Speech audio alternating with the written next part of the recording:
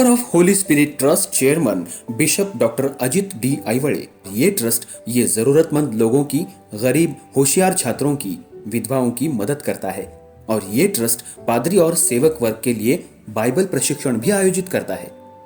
चिपरी और जयसिंहपुर, जिला कोल्हापुर, राज्य महाराष्ट्र, भारत।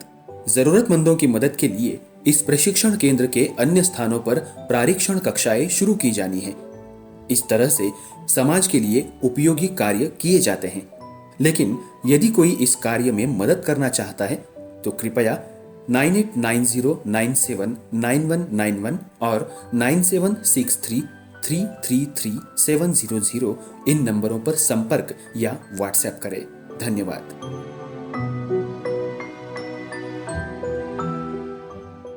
क्रिसमस की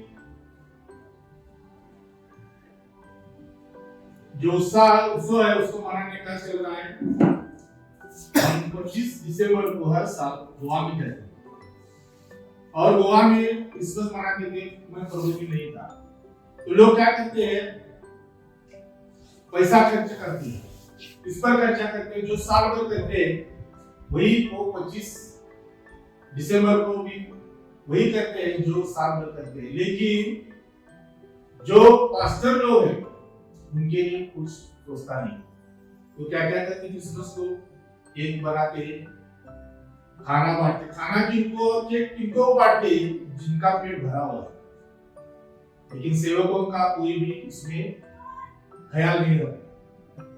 तो आज जो क्रिसमस मनाते हैं वैसा हम नहीं मना रहे।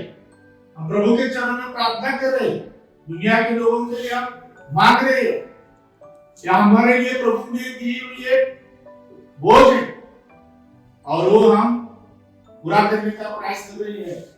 लेकिन आज हम देखेंगे आजू बाजू के लोग वो अलग तरह से क्रिसमस मना रहे।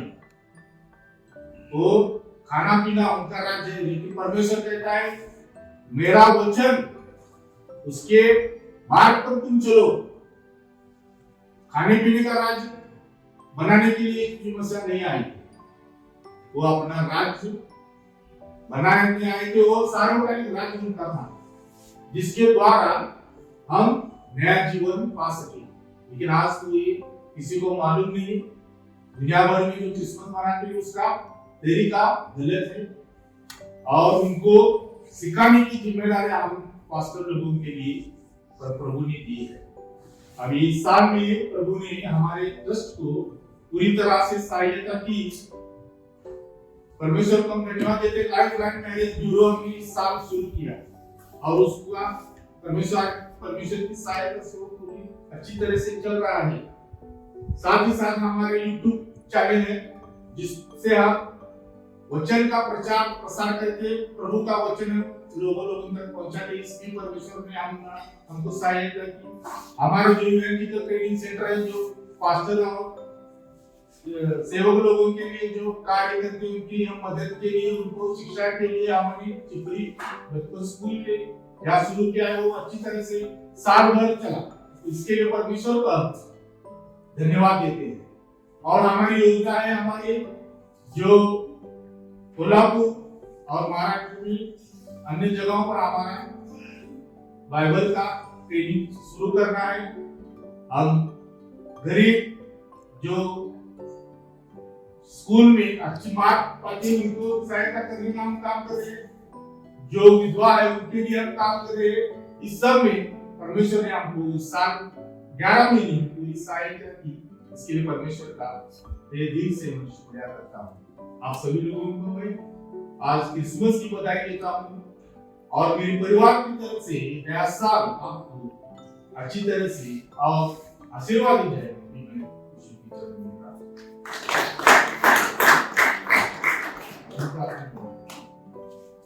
आमच्या सर्वांची जय राज्य जय स्वराज जय जर्मनी आमची वचन प्रार्थना संजय अपने सुनते ससम अपने हात आणि वर्षाला नमोस राणी राज्य सामर्थ्य आणि सर्व तुझीच आहे। आमेन। देव बाबाची कृती पवित्र आत्म्याची सहभागिता आता आणि सदा सर्व काळ तुमच्या बरोबर असो। आमेन। हालेलुया। लोग अंधियारे में घबराए रहते हैं। वे लोग अंधियारे से बाहर निकलने के लिए रास्ता ढूंढ रहे हैं। यह भौतिक बातें हम अपने आत्मिक जिंदगी से लगा सकते हैं। हमारे इधर उधर फैले हुए धार्मिक और सामाजिक रीति रिवाज से भरे हुए हैं। हम उनके धार्मिक और सामाजिक झगड़े की वजह से पेशो पेश में पड़े हैं। यीशु मसीह की विचारधारा है, वह हमें आत्मिक जिंदगी के लिए उजाला जैसा है। अंधियारा हमें असुरक्षित लगता है, भरोसेमंद नहीं लगता है। अंधियारे में हम सीधे नहीं चल पाते। हमें चलते वक्त पता नहीं चलता कि हम किधर जा रहे हैं। हमारे आजू बाजू में क्या है ये हमको पता नहीं लगता और हमें ऐसा लगता है कि ये अंधियारे से उजाले की आशा हम करते हैं। मुक्ति पाए हुए इजरायली और पापों से छुटकारा पाए हुए लोगों की गौरवी स्थिति यशाया भविष्यद्वक्ता ने देखी। इस वैभव में यीशु मसीह अपने लोगों का उजाला, तेज और दीप हुआ। ये बातें यशाया नबी को आकर्षित बन गई। पाप का अंधियारा छूटा, अंधियारा खत्म हुआ है। यीशु मसीहा ही उजियाला है। वह 2000 साल पहले यहूदी लोगों में उदय हुआ। ईसा पूर्व 680 में यशायाह नबी ने सुसमाचार दिए थे। यीशु मसीहा चाहते थे कि लोग उनके पीछे चले और उनको खुद के बारे में कोई भरोसा नहीं था। वे आत्मिक अंधियारे में ज्यादा दिन नहीं चल पाते। यीशु मसीह ने उनके विश्वासी लोगों को ऐसा भरोसा दिया, वे अंधियारे में नहीं चल सके पर उजियाले में चल सके। यीशु मसीह ने उनके शब्द द्वारा और उनके कई चमत्कारों द्वारा लोगों पर उजियाला डाला। उनका दूसरों को उजियाला देने का कार्य उनके विश्वासी भी कर सकते हैं, इसलिए वे भी आत्मिक उजियाले में चल सकते हैं और वे परमेश्वर पिता की संतान बनकर दूसरों के लिए अच्छे काम करते हैं।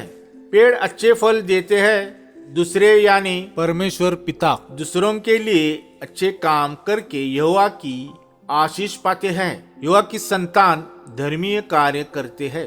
ओ ही एक मात्र रास्ता और उजियाला है। धर्मी के कार्य के लिए खुद को दे देना या इस जगत के कौन से भी अच्छे काम के लिए खुद को दे देना, ये बातें आपके लिए यहोवा की तरफ से प्रशंसनीय है और आपको यीशु मसीह के हाथ में सौंप देते हैं।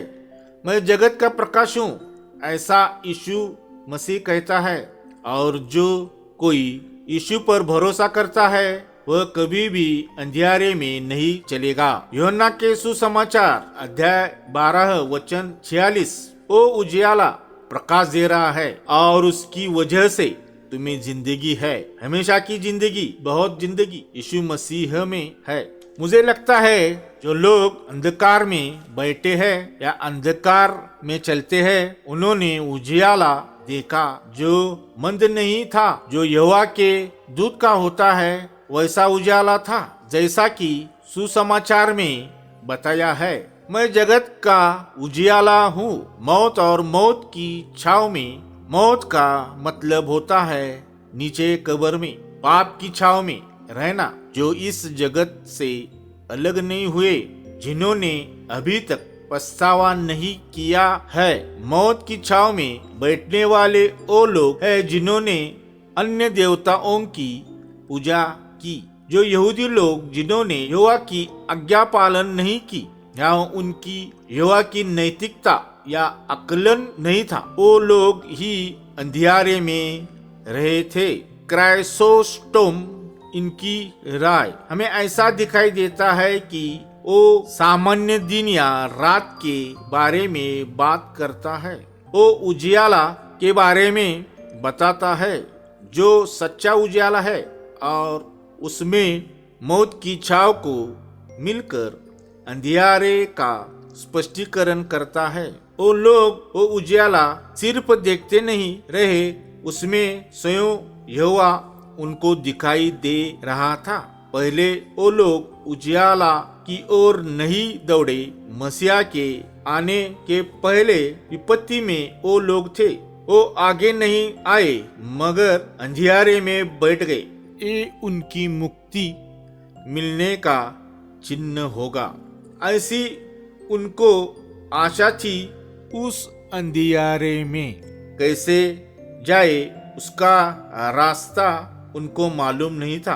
उनमें खड़े रहने की शक्ति नहीं थी। उनको अंधियारे के कारण उनको दूसरा रास्ता नहीं था। दिक्कत और उनकी अपवित्रता वगैरह उनके बैठे रहने का कारण थी। सच्चे उजाले के बारे में बाइबल बताती है, यीशु मसीहा सभी मानव जाति के रास्ते में उजाला डालने को आया।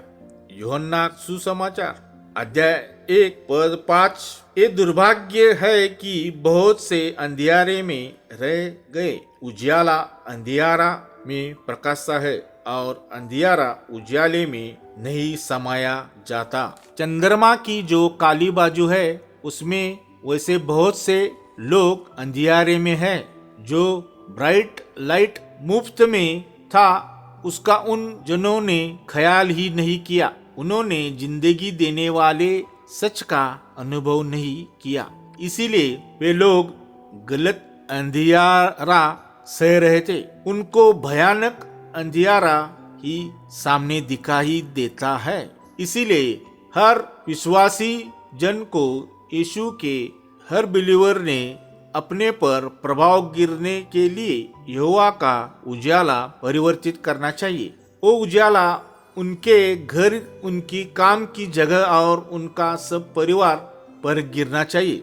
हर एक बिलीवर ने यीशु मसीह को उजियाले से चमकाना चाहिए। कितनी देर तक हम अपना विश्वास खुद में रख सकते हैं? ये सवेरा हो खुद को खोए हुए और मरने वाले जगत पर सवेरा होता है, वैसे उठने का वक्त है और यीशु मसीह का उजाला सब पर फैलाना चाहिए। मेरे दोस्तों, वक्त बहुत थोड़ा है। यीशु का आना नजदीक आ रहा है। हम लोग छिपे हुए स्थानों से अपने दिए स्टैंड पर लगाने का वक्त आया है। जैसा कि सूरज की कभी भी खत्म नहीं होने वाली किरणें जगत में फैलानी है, इसीलिए खुद को खोए हुए और मरने वाले जगत तक यीशु का उजाला हमको फैलाना है। वो उजाला कितनी जल्दी जाना चाहिए या कितने दूर वो उजाला जाना चाहिए, इसका ख्याल नहीं होना चाहिए। हर एक ने चमकना चाहिए। हम कितने ही अंधियारे में हो, हमको आशा की किरण से और शांति की किरण से भर दे। ऐसी प्रार्थना हमको हर वक्त और हर दिन प्रार्थना में करना चाहिए। इसके बाद हमें अपने इधर उधर होने वाले जगत में यीशु की आशीष से भरे हुए भिजवा दे। हमें हमारे सुरक्षित या आरामदायी जिंदगी में से हमें जिधर उजाले की जरूरत है वहां पर यीशु मसीह हमको भिजवा दे।